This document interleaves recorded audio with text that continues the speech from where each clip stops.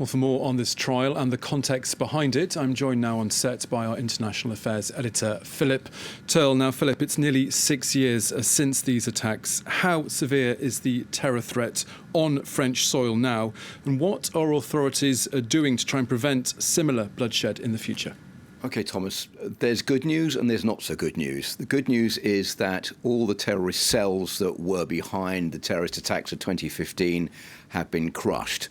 And done away with. They're no longer receiving funding from overseas. So it's very complicated now for this kind of attack to be organised in France. If you look at websites of, for example, foreign embassies saying, is it safe to travel to France? Most are now saying, yes, France is a very safe country. You have nothing to worry about. There's also been increased security around all the main monuments in Paris, for example. If you go to the Eiffel Tower, you'll see there are glass walls all the way around which will stop potential terrorists from setting bombs off there. So there has been a huge amount of work done since 2015 to prevent this kind of terrorist attack from happening again.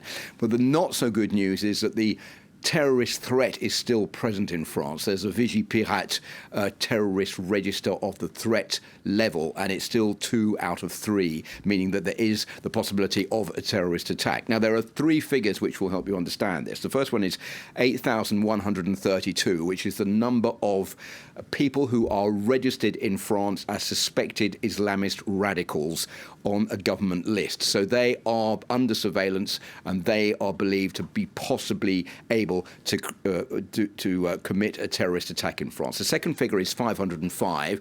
That is the number of Islamist suspects who are in jail, who are due to be released soon. And many observers in France say the new threat is coming from people who've been radicalized in prison or people who were radicalized before they went to jail and will soon be released, and they could then commit a fresh attack. And 60% is the last figure. That is the number of radicalized individuals who've been in jail and who've come out and who have then committed a violent attack afterwards. So there is still a threat in France of a terrorist attack, but no way as severe as it was back in 2015 when we saw the massacre at Charlie Hebdo. We shouldn't forget that this is not just a French problem. Has the destruction of Islamic State group territory in both Syria and Iraq and the loss of al-Qaeda's global influence diminished this terror threat?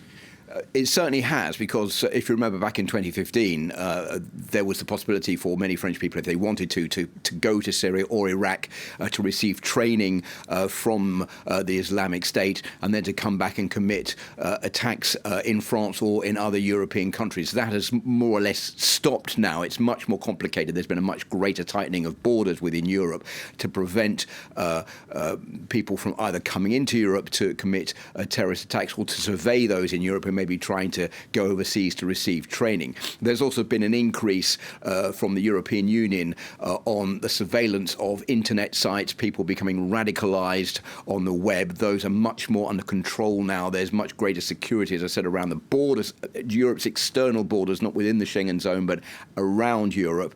And there is, I think, also a move now to try to stamp out radicalization in jail, which is one of the greater threats facing European countries, as some of those prisoners who were jailed come to the end of their terms and they're being set free.